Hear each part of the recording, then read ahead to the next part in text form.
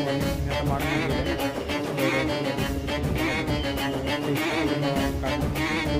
गेलो आणि इकडे पण तिकीट जो टाकल्यानंतर सर्व आपली ते तुम्हाला दाखवलेले.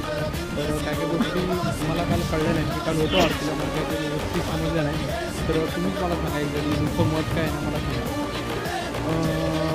आरती तर मन